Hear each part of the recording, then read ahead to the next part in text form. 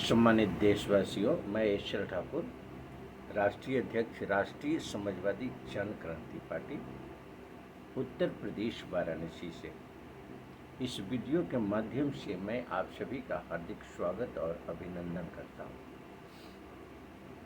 सम्मानित देशवासियों, आज पूरे देश के अंदर अगर देखा जाए तो भ्रष्टाचार और अन्याय की प्रकाष्ठा है। यह कहना अतिशयोक्ति नहीं होगा कि आज का चिंतन हमारा होना चाहिए जिस मुद्दे पर, उस मुद्दे से कहीं ना कहीं हम भटक गए हैं। अनर्गल चर्चाएं हो रही है, अनावश्यक चर्चाएं हो रही है, लाखों लाख लोगों की भीड़ जुटा करके मीटिंग हो रही है, सभाएं हो रही है, लेकिन उस सभा का उद्देश्य क्या है यही परिलक्षित नहीं है। यह कहना अतिशयोक्ति नहीं होगा कि देश के अंदर लगभग 78 साल आज़ादी के हो गए और देश के अंदर जो स्थिति क्रिएट होती चली आ रही है, ये मैं कहूँ कि आज़ादी के समय से ही इन विषयों पर ध्यान नहीं दिया गया, ये कहना कहीं से भी गलत नहीं होगा। लेकिन इसका मतलब ये नहीं है कि अगर इतिहास में कोई बुराई रही तो वर्तमान और भविष्य में भी वह बुराई स्थापित रहे तो वर्तमान सत्ता का कोई मीनिंग नहीं रह जाता, क्योंकि वर्तमान सत्ता आई पूर्व की सत्ता की विसंगतियों को दूर करने के लिए। अगर जातीय आधार पर नफरत की बातें होती रही, धर्म के आधार पर नफरत की बातें होती रही, तो आज कौन सी वो बातें हैं जो नहीं होती। अगर पूर्व में इतिहास गवाह है कि भ्रष्टाचार रहा, अन्याय रहा, अत्याचार रहा, तो आज के परिदृश्य में उसमें कमी कहाँ है? उत्तरोत्तर वृद्धि है, कमी का तो कोई सवाल ही नहीं उठता।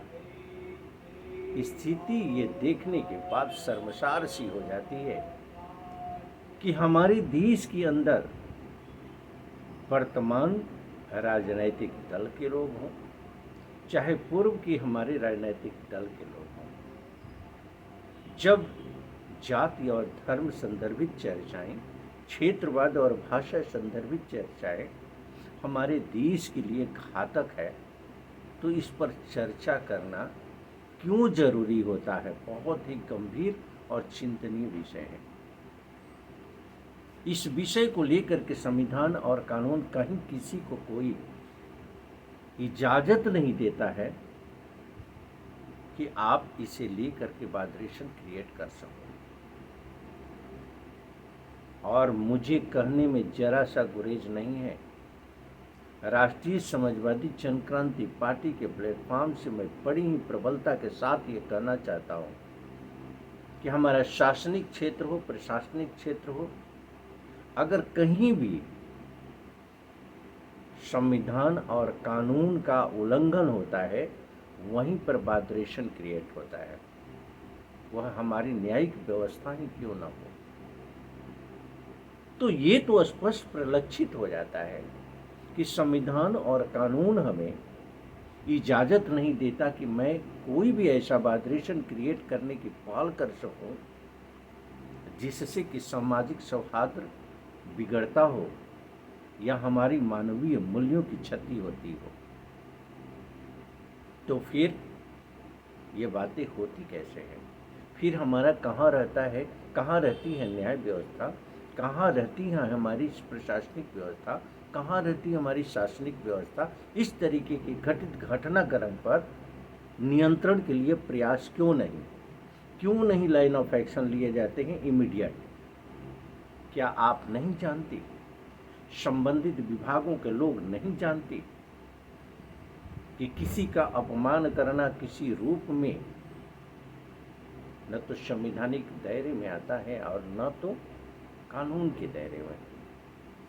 फिर यह करने वाला व्यक्ति का समर्थन किस बात की? और उसके समर्थन में अगर हम आवाज़ उठाते हैं, चाहे कोई भी व्यक्ति हो, तो आवाज़ उठाने के तरीके होते हैं। संसदीय आवाज़ उठाई जाती है, असंसदीय भाषा में आवाज़ नहीं उठाई जाती है। इसके लिए हमारा न संविधान अलाउ करता है, न तो कानून अलाउ करता है। लेकिन सोशल मीडिया के अंतर्गत हम देखते हैं कि सम्मानित चेयर को भी अपशब्दों से नवाजा जाता है, यानी अपशब्दों की भरमार होती है, गालियाँ पड़ती है, असंसदीय भाषा का इस्तेमाल किया जाता है। कहाँ है हमारी न्यायिक व्यवस्था? कहाँ है हमारी शासनिक व्यवस्था? कहाँ है हमारी प्रशासनिक व्यवस्था? क्यों नहीं कार्रवाई की जाती ऐसे लोगों के ऊपर? आज अराजकता के कारण यही लोग हैं जो समाज के अंदर एक असामान्य स्थिति बना करके पूरे समाज को अस्थिर करती है। आज पूरे समाज के अंदर वाइब्रेशन के लिए अगर जिम्मेदार है, तो चाहे पेपर मीडिया हो, चाहे इलेक्ट्रॉनिक मीडिया हो, चाहे टीवी मीडिया हो, चाहे इलेक्ट्रॉनिक मीडिया हो, चाहे सोशल मीडिया हो, आज गलत प्रचार प्रसार का साधन बना करके, इसका दुरुपयोग करके हम वहाँ चर्चा नहीं करते हैं जहाँ से कि व्यक्ति, समाज और देश की भलाई की बातें होती है। हम उस पर चर्चा नहीं करते हैं जहाँ से कि समाज के अंदर व्याप्त विसंगतियाँ, व्याप्त बुराइयों पर नियंत्रण किया जा सके। लेकिन वहाँ चर्चा करते हैं जहाँ संविधान को तार तार करना हो, जहाँ कानून को तार तार करना हो। तो निश्चित रूप से हमारी शासनिक प्रणाली, हमारी प्रशासनिक प्रणाली, हमारी न्यायिक व्यवस्था यहाँ कमज़ोर साबित होती है, जबकि उसके ऊपर कोई कार्रवाई नहीं की जाती है। नहीं, क्या मजाल कि कोई संविधान और कानून के बाहर जा सके। आज हमारे कानून और संविधान का अनुपालन करने वाले हैं निरंकुश हो गए। अधिकारों का दुरुपयोग का मामला आता है, संविधान और कानून के दुरुपयोग का मामला आता है। क्यों?